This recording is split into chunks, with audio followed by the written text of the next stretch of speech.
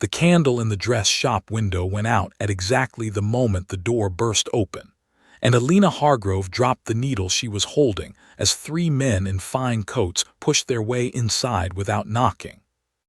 "We need a gown finished tonight," the tallest one said, his voice sharp with impatience. "The Duke of Ashworth is holding an announcement ball in 4 days, and every tailor in this city has turned us away." Alina's father, Walter Hargrove, rose slowly from his chair by the fire, his hands trembling from the sickness that had taken hold of him months earlier. "We are a small shop, sir. We do not take orders from noble houses." "You will take this one," the man said, placing a heavy purse of coins on the counter, "or you will explain to the Duke himself why you refused him." Alina stepped forward before her father could speak again. She had learned over the past year that pride could not pay for medicine, and medicine was the only thing keeping her father alive. "I will finish it," she said. "Come back in 3 days." The men left without another word, and the shop fell silent except for the crackle of the dying fire. Her father looked at her with tired eyes. "You should not have agreed so quickly, Alina. The nobility does not forgive mistakes." "We cannot afford to say no," she answered, already reaching for her measuring tape and the roll of deep blue silk she had been saving for a special order. "Not to anyone." She worked through the night, her fingers moving with practiced speed, her mind far away from the fine house that had sent for her. She had heard the name Ashworth before, whispered in the market like a warning. The Duke, people said, had returned from war a different man, cold and unreachable, refusing every young lady his family paraded before him. Some called him broken, others called him dangerous. Alina had no interest in either rumor. She only wanted the coins that would buy her father another month of breathing easily. On the 3rd day, as promised, the gown was finished, wrapped carefully in paper and ready for delivery. But instead of sending a servant, as was proper, the Duke himself arrived at the shop. Alina did not know it was him at first. He wore a plain gray coat instead of the ornate clothing she expected from a man of his rank, and he stood in the doorway studying the small shop with an expression she could not read. "I am told the seamstress here does careful work," he said. "I am the seamstress," Alina replied, wiping her hands on her apron, unbothered by his presence. She had no time for games with wealthy strangers. "The gown is ready. Payment was already given." "I did not come for the gown." He stepped closer, and for the first time she noticed his eyes, gray like storm clouds before rain. "I came because I have a proposal, and I do not have patience to waste on formalities." Alina set down the fabric she had been folding. "A proposal for what, sir?" "Marriage." The word landed in the small shop like a dropped stone in a still pond. Alina laughed, certain it was some cruel joke meant to entertain a bored nobleman, but his face did not change, did not soften into the smile she expected. "You do not know me," she said carefully, "and I certainly do not know you." "I am Alastair Vane, Duke of Ashworth," he said, as if the name explained everything. "My grandmother has given me until the end of this season to marry, or the estate passes to a cousin I despise. I have no wish to spend my life bound to a woman chosen for her bloodline and her manners. I would rather choose someone society considers unsuitable and end this game entirely." "So I am to be your weapon against your own family," Alina said, her voice flat. "You would be my wife," he corrected, "with a title, a home, and enough money to care for your father for the rest of his life. In exchange, you would give me peace from a family that sees me only as a piece to be moved on their board." Alina looked at her father, asleep now in his chair, his breathing shallow even in rest. She thought of the coins that would run out within weeks, of the medicine that grew more expensive each month, of the shop that barely kept its doors open. "You are asking me to marry a man I have known for the length of one conversation," she said. "I am asking you to save your father," Alastair answered, "and in return, save me from a fate I refuse to accept quietly." Alina's hands, usually so steady with needle and thread, trembled slightly at her sides. She thought of pride, and how little it had ever fed anyone. She thought of her father's cough growing worse each night. She thought, too, of the strange calm she felt standing before this cold, distant Duke, a calm she could not explain and did not trust.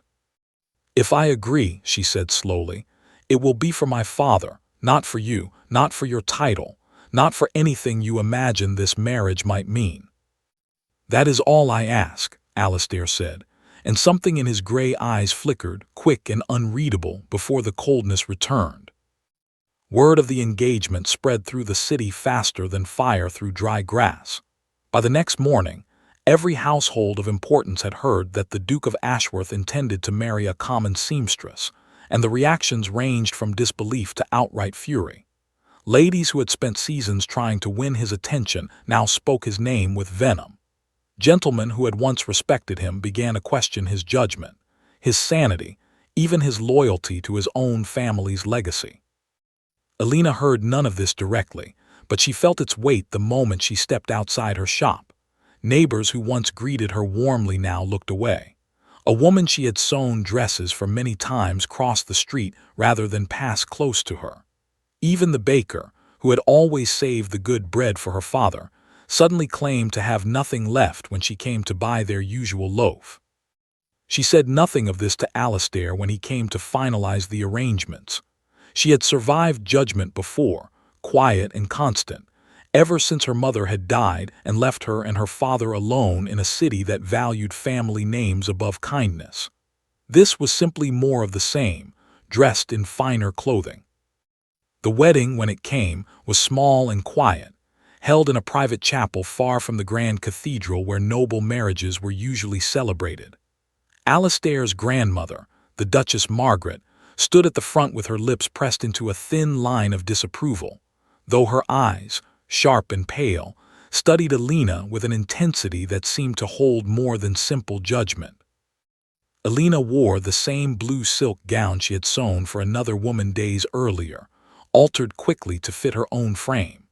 She stood beside a man she barely knew, repeating words that bound her to a life she had never imagined, all while her father watched from the front row, tears in his eyes, unaware that his daughter's heart beat steady and calm despite everything happening around her. When the ceremony ended, and the small gathering of witnesses offered their cold congratulations, Alistair turned to her for the first time since the vows had been spoken. "You did well," he said quietly, as though commenting on the weather. "I did what was necessary," Alina answered, refusing to let his approval matter to her. But as they walked together toward the carriage that would carry them to Ashworth Manor, Alina caught sight of Duchess Margaret watching them from the chapel steps, her expression unreadable, her gaze lingering on Alina far longer than courtesy required. There was something in that gaze, something searching, almost desperate, that Alina could not name and could not shake as the carriage pulled away, carrying her toward a home she had never seen and a life she had never chosen for herself, only accepted out of necessity, and perhaps, though she would not admit it yet, out of a curiosity she did not fully understand. The carriage ride to Ashworth Manor took nearly 2 hours, and for most of it, neither Alina nor Alistair spoke. She watched the countryside change through the window, the crowded streets of the city giving way to open fields and tall trees, until finally the manor itself came into view, rising from the landscape like something out of an old story, its gray stone walls catching the last light of the afternoon. "It is larger than I expected," Alina said, breaking the silence at last. "It is larger than it needs to be," Alistair replied, his voice carrying a weariness that seemed older than his years. "Most of the rooms have not been used in a decade." "Why not?" He did not answer right away, and Alina did not press him.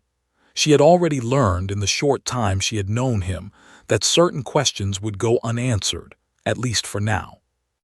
When the carriage stopped, servants lined up outside the entrance, their faces carefully arranged into polite neutrality. Though Alina could see the questions behind their eyes, she held her head high as she stepped down, refusing to let anyone see the nervousness she felt tightening in her chest.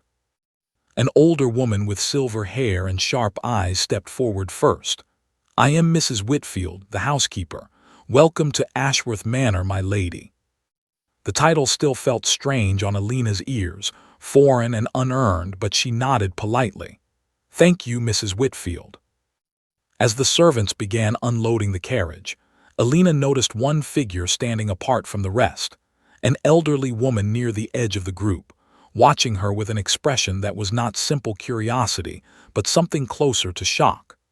The woman's hands trembled slightly at her sides, and for a brief moment, her eyes filled with tears before she quickly looked away and disappeared back into the manor. Alina turned to ask Alistair who the woman was, but he had already moved ahead, speaking quietly with Mrs. Whitfield about arrangements for the evening. She filed the moment away, another small mystery in a day already full of them, and followed her new husband into the house that was now, somehow, her home. That night, alone in the grand bedroom she had been given, far from Alistair's own chambers on the opposite side of the manor, Alina sat by the window and looked out at the dark gardens below. She thought of her father, resting now in a comfortable house near the manor grounds, finally free from worry about medicine and rent. She thought of the strange looks from the servants, the tears in the old woman's eyes, the way Duchess Margaret had studied her so intently at the wedding.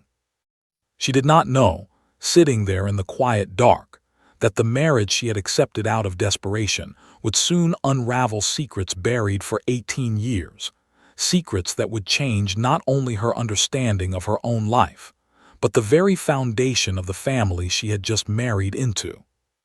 All she knew in that moment was that something about this house, this family, and the cold duke who had chosen her felt less like a strange twist of fate and more like the beginning of something she could not yet name, but could already feel pulling at the edges of her memory, like a song she had heard long ago and almost remembered.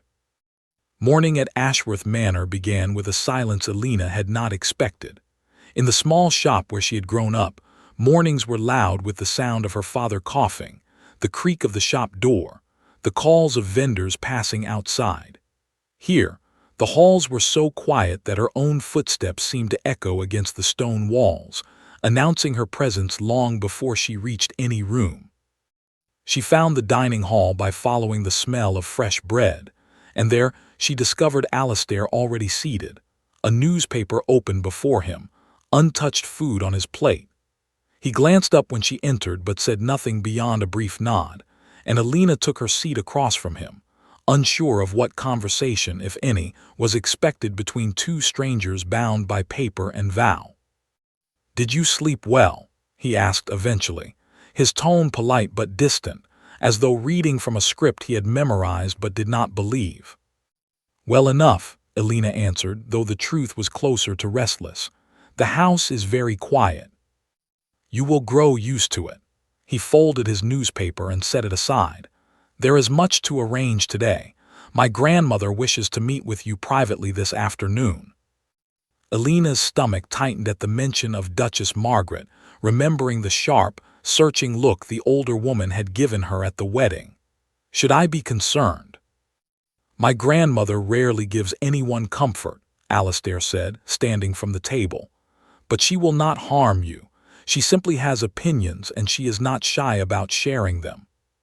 He left the room without another word, and Alina sat alone with her breakfast, wondering how many mornings would pass like this, filled with polite distance and unanswered questions.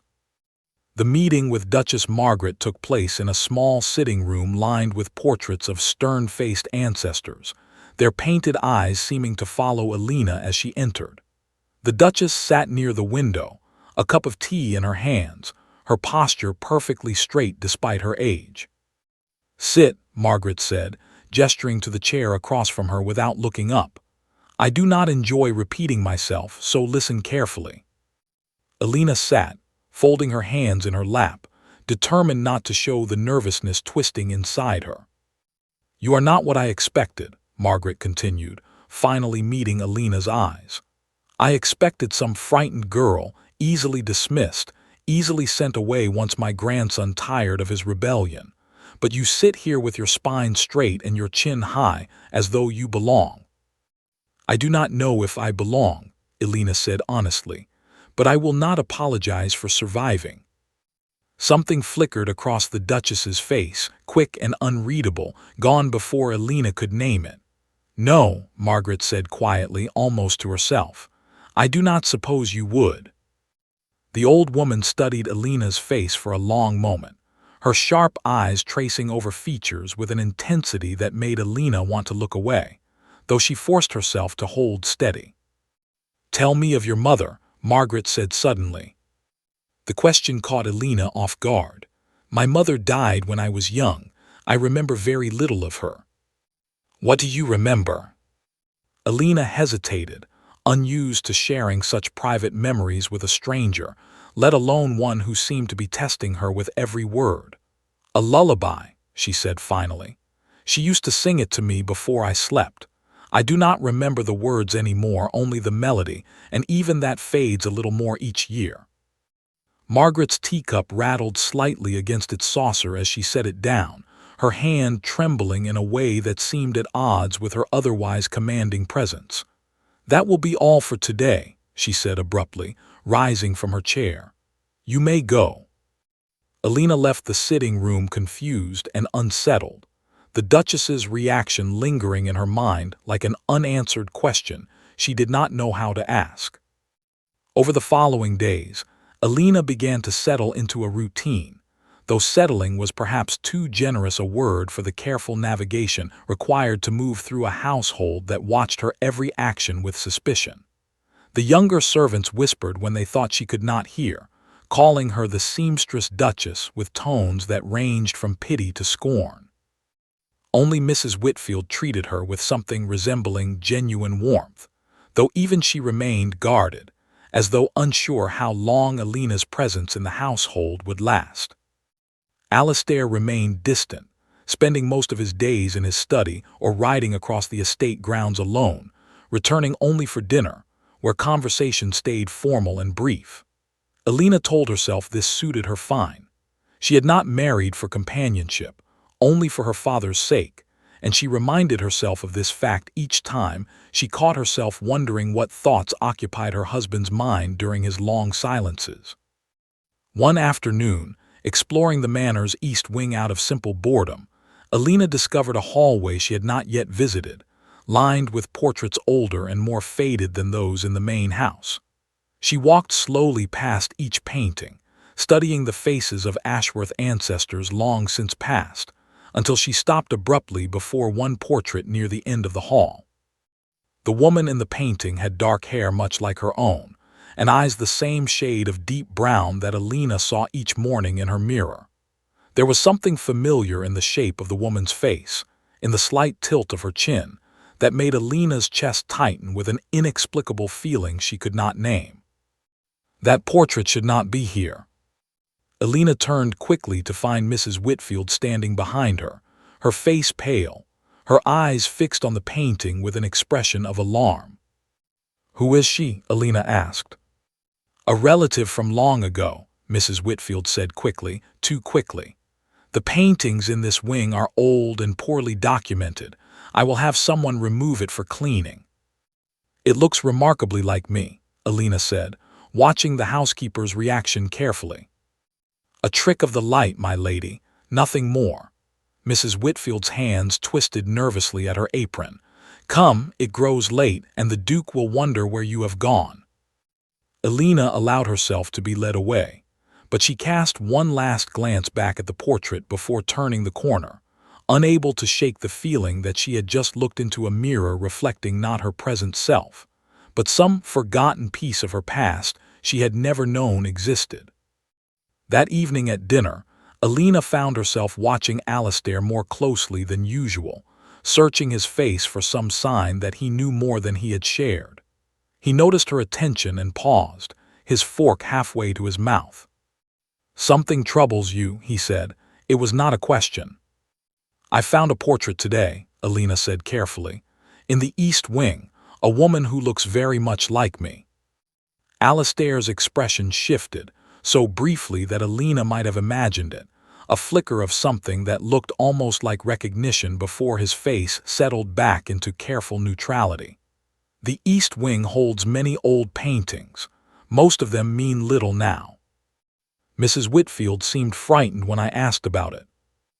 Mrs. Whitfield frightens easily when it comes to family history, Alastair said, though his tone lacked its usual confidence.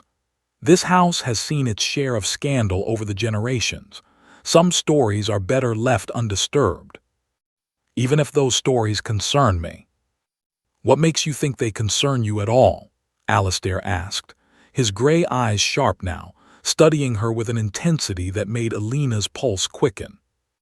She held his gaze, refusing to look away first. A woman who shares my face does not simply appear in a family's portrait gallery by accident. For a long moment, neither of them spoke, the silence stretching between them heavy with unspoken questions. Finally, Alastair set down his fork and pushed back from the table. "I do not know the answer you are searching for," he said, and Alina could not tell if he was being honest or simply avoiding a truth he was not ready to share. "But I promise you this, if there is something to discover, we will discover it together." The words surprised her, softer than anything he had said since their wedding day, and Alina found herself studying his face for sincerity rather than deception. Whatever coldness had defined their marriage thus far seemed, in that moment, to crack slightly, revealing something underneath that neither of them fully understood yet.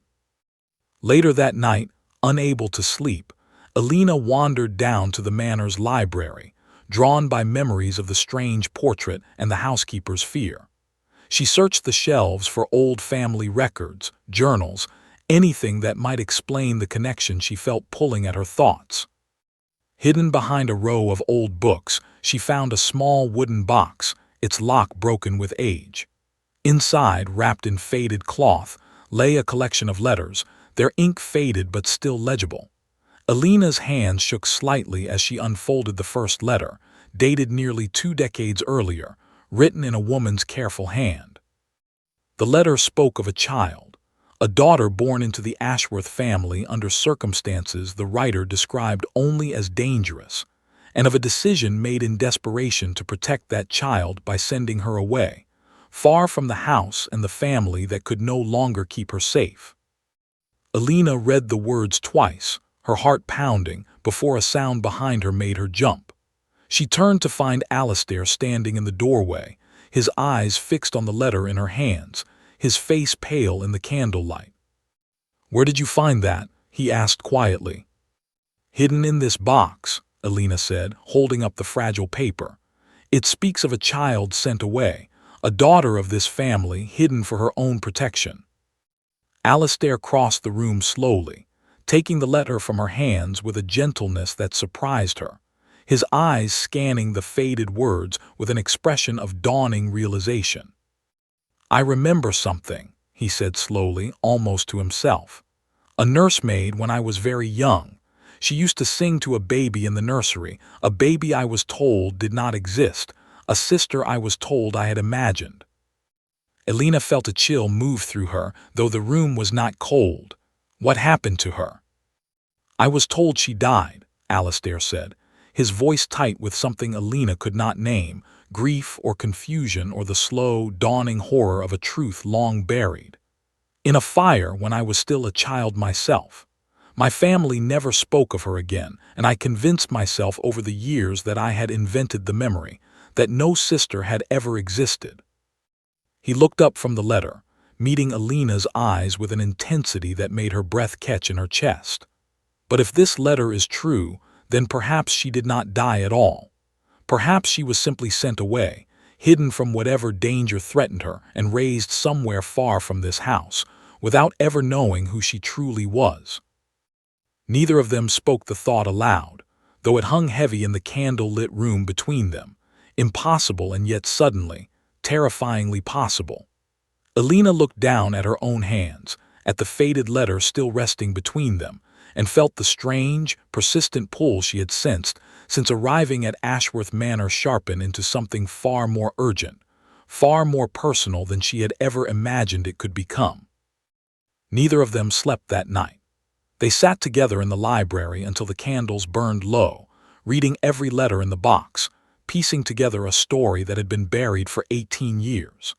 The letters spoke of threats made against the Ashworth family during a time of great instability, when a rival branch of the family had tried to seize control of the estate through any means available, including harming an infant heir who stood between them and the fortune they wanted. The child, a daughter born to the previous Duke and Duchess, had been smuggled away in secret, her survival dependent on no one ever learning where she had gone. "If this is true," Alina said, setting down the final letter, "then somewhere in this family there are people who wanted a baby harmed simply because of her birth.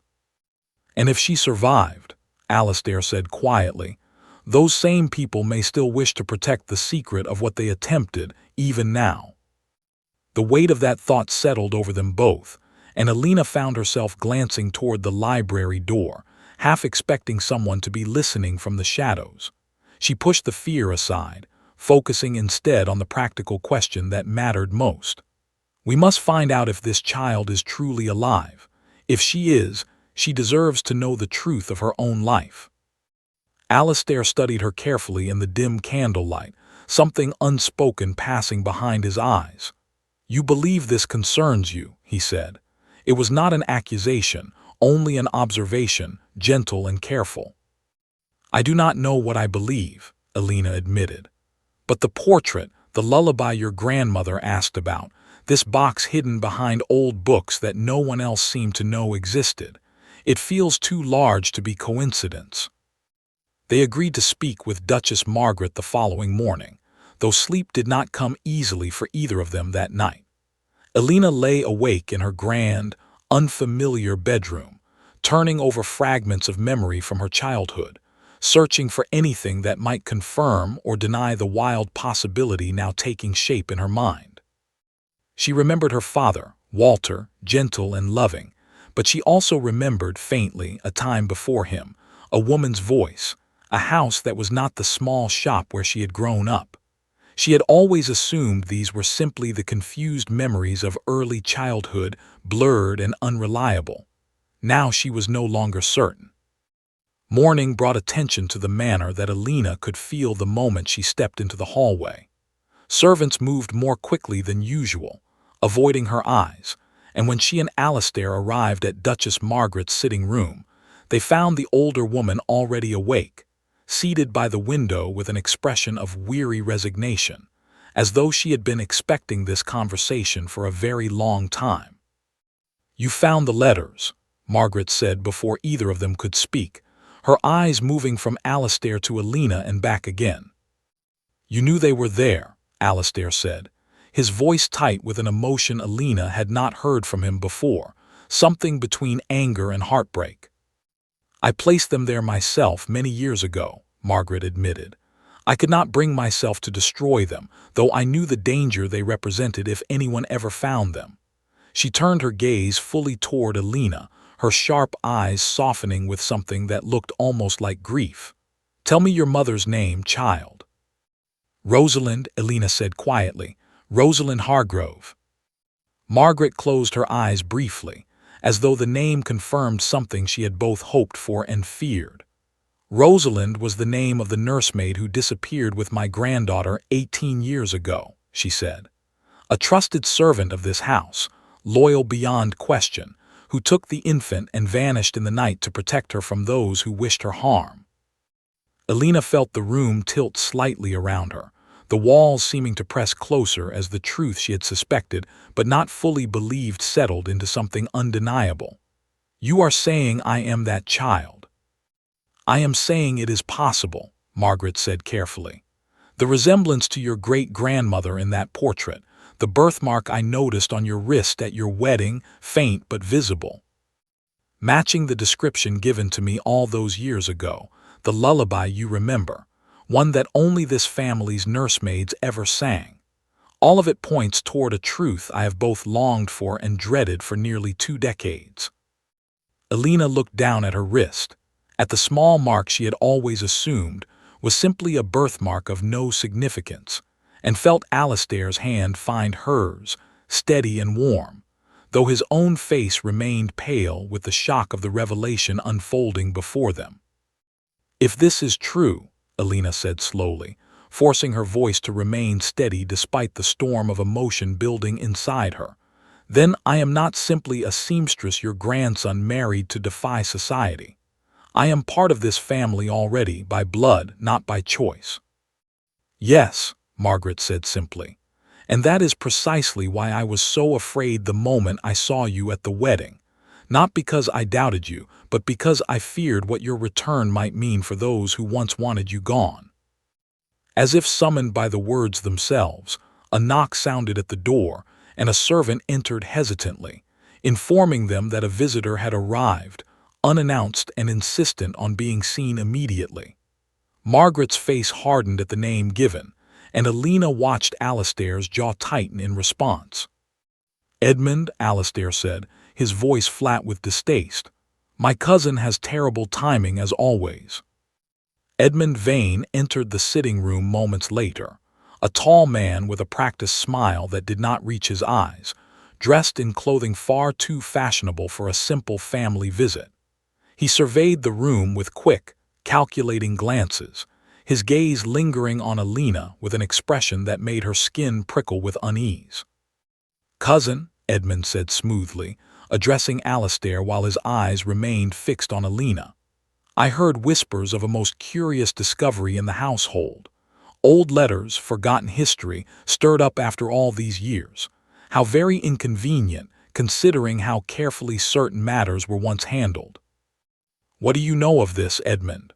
Alistair demanded, stepping slightly in front of Alina, an instinctive movement that surprised them both. "I know that some doors once closed should remain closed," Edmund said, his smile widening in a way that felt more threatening than friendly. "For everyone's sake, cousin, especially hers." He nodded toward Alina, and something in his tone made the warning unmistakable. "Are you threatening my wife?" Alistair's voice had gone dangerously quiet, the coldness Alina had seen in him during their first meetings returning now, sharpened into something protective rather than distant. "I am simply offering advice," Edmund said, his smile never wavering. "Old scandals have a way of destroying more than just reputations. Sometimes they destroy lives entirely. I would hate to see history repeat itself so soon after your wedding." He left as suddenly as he had arrived, his footsteps echoing down the hallway long after the door had closed behind him, leaving a heavy silence in his wake. Duchess Margaret's face had gone pale, her hands trembling slightly in her lap. "Edmund's father was among those who benefited most from my granddaughter's disappearance," Margaret said quietly.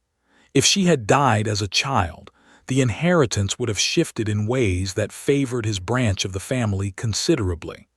I always suspected his father's involvement in the plot against her, though nothing was ever proven. And now Edmund fears the truth resurfacing will threaten his own inheritance," Alistair said grimly, "just as it threatened his father's ambitions 18 years ago." Alina felt a chill settle over her despite the warmth of the room. She had come to this house believing she was simply saving her father from poverty, entering a marriage of convenience with a stranger who wanted only to defy his family's expectations. She had not imagined she would find herself at the center of a decades-old conspiracy, threatened by relatives she had never known existed, simply for surviving a plot meant to end her life before it had truly begun. Over the days that followed, the atmosphere at Ashworth Manor grew increasingly tense. Alina noticed servants she had never seen before moving through the halls, and Alistair confided that he had quietly hired additional guards for the estate grounds, unwilling to take any chances with Edmund's veiled warnings hanging over them. Duchess Margaret began compiling every piece of evidence she could recall from the events surrounding the child's disappearance, determined to build an undeniable case before Edmund or his allies could act to bury the truth once again. Alina, for her part, found herself caught between two identities she had never expected to hold simultaneously. She was still the seamstress who had grown up mending hems and caring for a sick father, comfortable with simple work and simple pleasures. But she was also, apparently, an Ashworth by birth, heir to a legacy of wealth and danger she had never asked for and barely understood. She spent an afternoon with her father, Walter, now recovering steadily in the small cottage on the estate grounds that Alistair had arranged for him, explaining as gently as she could the strange discovery that had upended everything she thought she knew about her own history. Walter listened quietly, his weathered face unreadable for a long moment before he finally spoke. "Your mother came to me many years ago, with a baby in her arms and fear in her eyes," he said slowly. "She told me she needed to disappear, that she needed help raising a child who was not, by blood, entirely her own responsibility, though she loved you as fiercely as any mother could. I never asked questions. I only saw a woman in need and a child who deserved safety." "You knew," Elena said softly. "All this time, you knew I was not truly your daughter by blood." "You were always my daughter," Walter said firmly, reaching for her hand with surprising strength. "Blood matters little compared to the years we spent together, the love we shared. Whatever family claims you now by name, remember that the family who raised you, who loved you without condition, will always be the one that matters most." Elena embraced her father tightly, grateful beyond words for the life he had given her, even as she prepared herself for the battle that lay ahead. A battle to claim a truth that powerful people wanted buried, and to protect the family she had built, both old and new, from those who would see her silenced entirely. That evening, returning to the manor as dusk settled over the grounds, Elena found Alistair waiting for her near the entrance, his expression troubled. "Edmund has been making inquiries," he said without preamble. "My grandmother's contacts inform her that he has been meeting privately with certain members of the court, likely attempting to discredit any evidence before it can be presented formally. If we do not act quickly, he may find a way to bury this truth permanently, just as his father once tried to bury you." "Then we must act quickly," Elena said, surprising herself with the steadiness in her own voice. "I did not survive 18 years hidden away simply to be silenced again now that I have finally learned the truth." Alistair studied her for a long moment, something like admiration softening his usually guarded expression. "You are remarkable," he said quietly, "not because of the blood in your veins or the title you may soon claim, but because of the strength you have shown since the moment I first walked into your shop." Elena felt warmth spread through her chest at his words, an unfamiliar feeling given the coldness that had defined their early days together.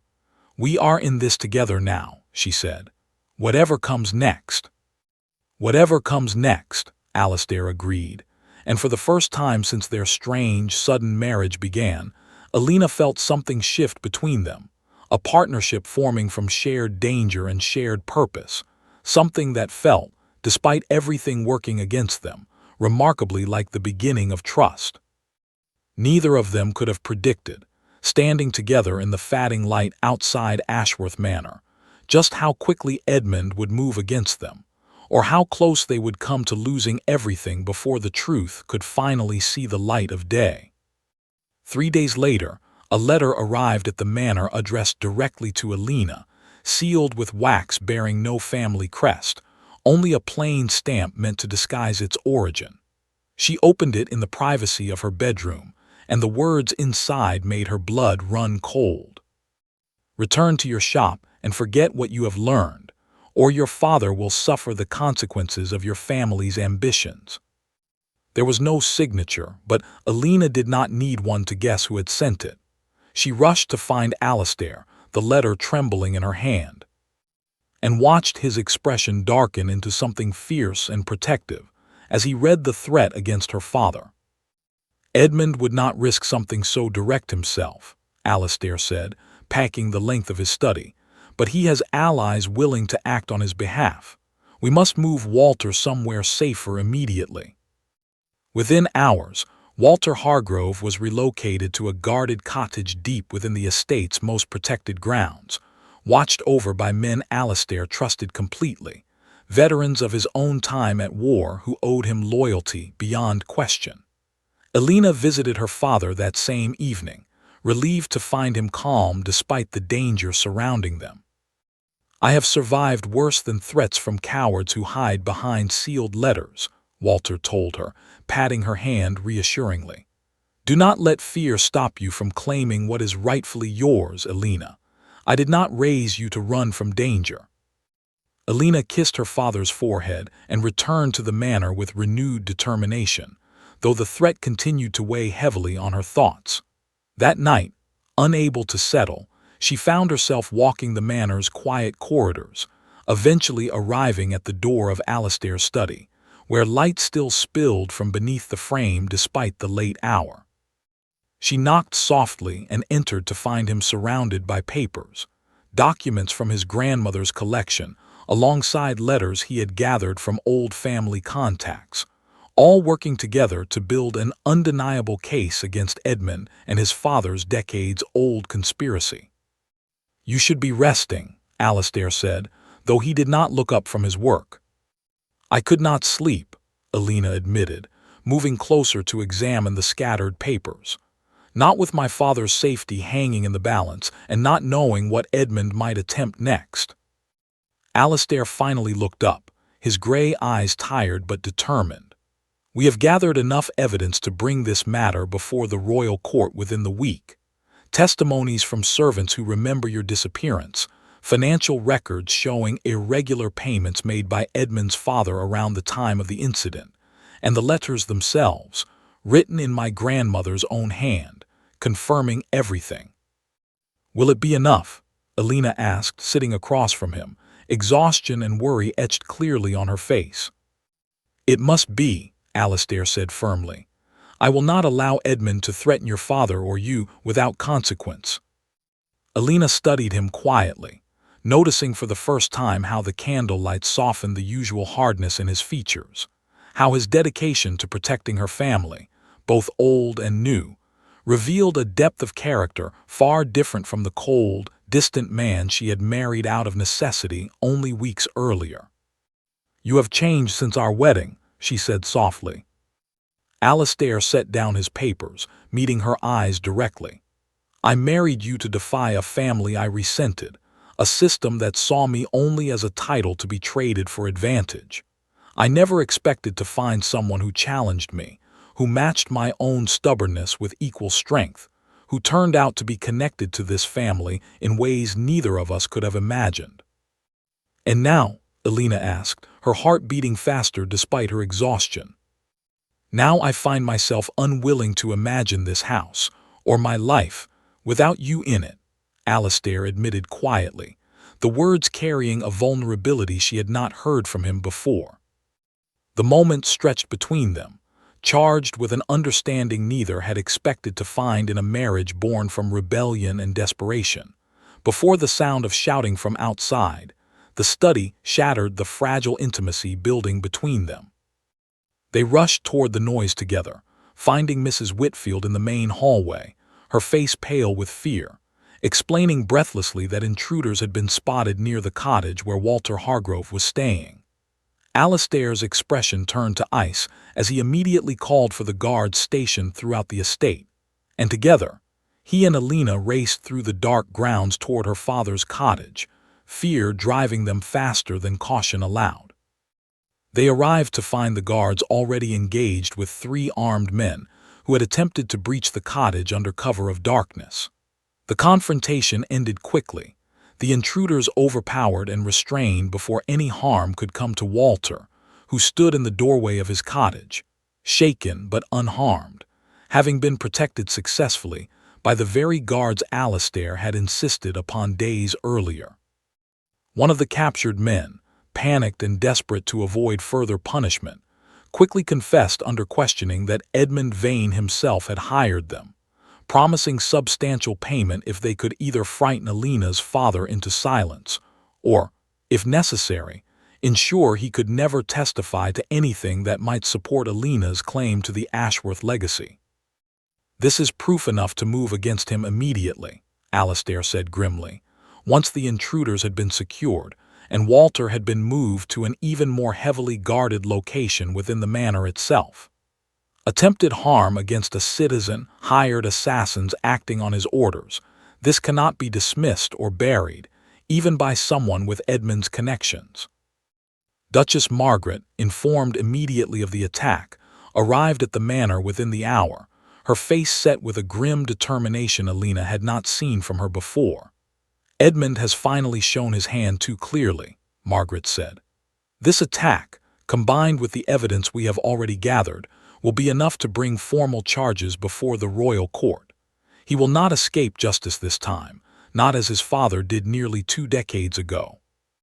The following days passed in a blur of preparation, as Alastair and his grandmother worked tirelessly to compile every piece of evidence into a case strong enough to withstand whatever defense Edmund's allies might attempt to mount. Alina found herself drawn increasingly into these preparations, her sharp memory for detail and her steady composure under pressure proving invaluable as they organized testimonies, financial records, and the fragile old letters that had started this entire discovery. Through it all, something continued shifting between Alina and Alastair, the walls of formal distance that had defined their early marriage crumbling steadily under the weight of shared danger and shared purpose. Alina found herself seeking him out not from necessity but from genuine desire for his company, and she noticed, with a warmth that surprised her, that Alastair seemed to seek the same from her, finding excuses to work alongside her long into the evening hours, their conversations gradually expanding beyond simple business into something deeper, something that felt increasingly like the foundation of a real partnership rather than a marriage of convenience. One evening, as they reviewed the final testimonies together in the quiet study, Alastair reached across the desk and gently took Alina's hand, his thumb tracing lightly across her knuckles in a gesture that felt far more intimate than anything that had passed between them before. "Whatever happens when we face Edmund before the court," he said quietly, "I want you to know that this marriage stopped being about defiance a long time ago. I do not know exactly when it changed, but I find myself grateful every single day that fate, or perhaps something far less accidental, brought you into that dress shop and into my life." Alina felt tears gather unexpectedly in her eyes, overwhelmed by the sincerity in his voice, so different from the cold, distant man who had proposed marriage as an act of rebellion only weeks earlier. "I came to this marriage believing I was simply saving my father," she admitted softly. "I never imagined I would find not only the truth of my own hidden history, but also someone who saw me as more than simply a means to an end." Their hands remained clasped together across the desk, the quiet study filled with an understanding that needed no further words, even as the looming confrontation with Edmund and the royal court cast a shadow over the tender moment they now shared. Alina knew, with a certainty that steadied her despite the danger still ahead, that whatever came next, she would face it not alone, but alongside a partner who had proven, through actions rather than empty words, that their marriage had become something far more powerful than either of them had ever expected.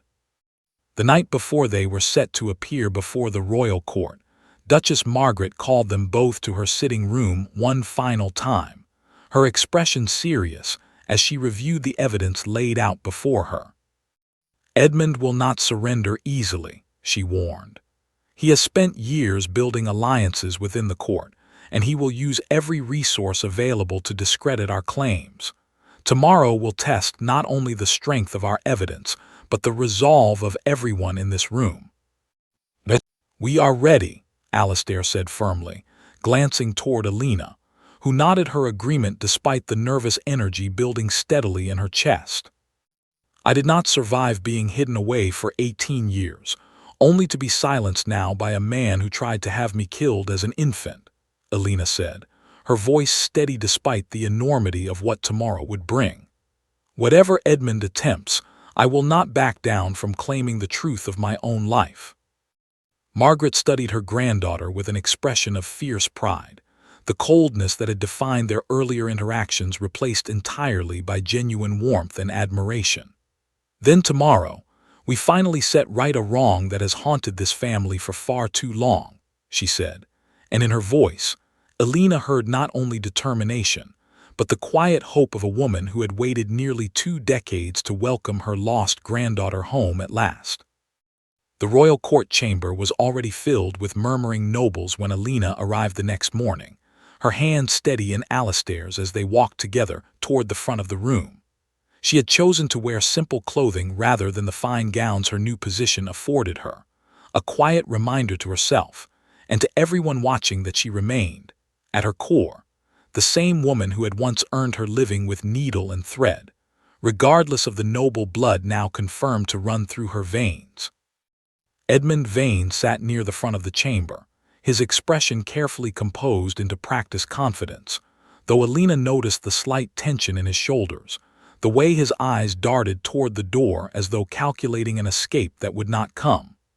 Beside him sat several allies from the court, men who had benefited over the years from his family's rising influence, all of them watching the proceedings with guarded interest.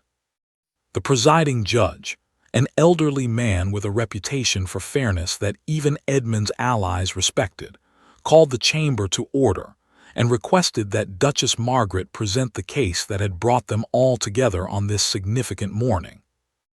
Margaret rose with the composed dignity Alina had come to associate with her, her voice carrying clearly through the silent chamber as she recounted the events of 18 years earlier, the threats made against an infant heir, the desperate decision to send that child away in secret, and the recent discovery that had brought mother and daughter's true history back into the light after so many years of careful concealment. The evidence before this court includes letters written in my own hand at the time of these events, Margaret said, presenting the fragile documents to the judge for examination. Financial records showing substantial and irregular payments made by Edmund Vane's father during the exact period when the plot against my granddaughter was uncovered, and testimonies from servants who witnessed the child's disappearance and can confirm the identity of the nursemaid who carried her to safety. Edmund rose from his seat, his composed expression cracking slightly as he addressed the court. "These are old letters and older rumors, nothing more," he said, his voice carrying less confidence than his words attempted to convey. "My father has been dead for many years and cannot defend himself against accusations built on faded ink and the convenient memory of servants." "Your father cannot defend himself," Alistair said, rising to stand beside Alina, his voice cold and controlled despite the anger Alina could feel radiating from him. "But you can certainly answer for the men you hired only days ago to threaten my wife's father and, if necessary, ensure his silence permanently." A murmur swept through the chamber at this revelation, and Edmund's face paled visibly as Alistair presented the testimony of the captured intruders, their confession detailing Edmund's direct involvement in arranging the attack against Walter Hargrove. "These men will testify under oath that you promised them payment for threatening an innocent man simply to protect a secret your family has kept buried for nearly 2 decades, Alistair continued, his voice growing sharper with each word. "This is not simply old history being questioned, cousin. This is an active conspiracy, continuing even now, to silence the rightful heir to this family's legacy." The chamber erupted into louder murmurs, several of Edmund's allies exchanging uneasy glances as the weight of the accusations settled over the room. The judge called for order, examining the presented evidence with careful scrutiny before turning his attention directly to Alina, who stood quietly beside Alistair, her heart pounding despite her outward composure. "You claim to be the missing Ashworth heir," the judge said, his tone measured and fair. "What evidence can you personally offer to support this claim?" Alina stepped forward, holding up her wrist to reveal the faint birthmark that had gone unnoticed her entire life, until Duchess Margaret had recognized its significance. "This mark, matching descriptions given by those who knew the missing child," she said clearly. "A lullaby I have carried in my memory since infancy, one confirmed by Duchess Margaret to be sung only by nursemaids of this specific household. And the man who raised me, Walter Hargrove, who can testify that my mother came to him 18 years ago with an infant in her arms and fear in her eyes, seeking protection for a child not entirely her own by blood, but loved as fiercely as any mother could love. Walter himself, called forward from where he waited outside the chamber, offered his testimony with quiet dignity, confirming every detail Alina had shared, his weathered voice carrying genuine emotion as he spoke of the woman who had brought him a baby to raise and protect, and of the daughter he had loved without condition ever since, regardless of the noble blood now revealed to run through her veins.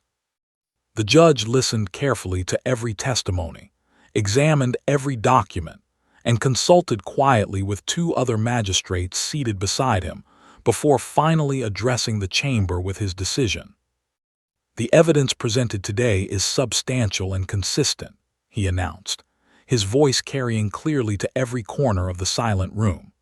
"This court recognizes Alina Hargrove Vane as the rightful and legitimate heir of the Ashworth bloodline, presumed lost 18 years ago but proven, through testimony and physical evidence, to have survived under the protection of loyal servants acting to save her life."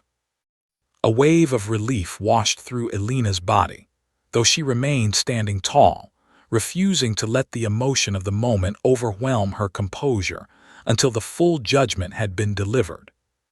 "Furthermore," the judge continued, his tone hardening as he turned his attention toward Edmund, who now sat pale and silent in his seat, "given the testimony regarding recent threats and hired violence against Walter Hargrove, this court finds sufficient cause to bring formal charges against Edmund Vane for conspiracy and attempted harm. He will be remanded into custody immediately, pending full trial for these serious offenses." Guards moved forward to escort Edmund from the chamber, his earlier confidence entirely dissolved into panicked protests that fell on unsympathetic ears. As he was led past Alina and Alistair, he paused briefly, his expression twisted with bitter resentment. "You think this changes anything?" he hissed quietly, meant only for their ears. "You think a title returned after 18 years erases the years my family spent building what we have? This is not over." "It is over, Edmund," Alistair said firmly, his voice carrying quiet authority. "You simply have not yet accepted that fact." The guards led Edmund from the chamber, his protests fading as the heavy doors closed behind him, and the assembled nobles began murmuring among themselves, the shock of the morning's revelation still settling over the room. Alina felt Alistair's hand find hers once more, steady and warm, and she turned to find him watching her with an expression of profound relief and something deeper, something that looked remarkably like the beginning of genuine love rather than simple partnership. "You did it," he said quietly, for her ears alone. "You reclaimed a truth that powerful people wanted buried forever." "We did it," Alina corrected gently, "together." Duchess Margaret approached them both, tears finally breaking free from the composed dignity she had maintained throughout the difficult morning, and embraced Alina with a warmth that spoke of nearly 2 decades of grief finally finding resolution. "Welcome home, my granddaughter," she said softly. "I have waited so very long to say those words." In the weeks that followed the court's decision, Ashworth Manor transformed from a house of quiet tension into a home filled with genuine warmth and purpose. Alina took to her new responsibilities with the same careful dedication she had once brought to her work as a seamstress, learning the management of the estate alongside Alistair, who found himself increasingly grateful for her sharp intelligence and steady judgment in matters both large and small.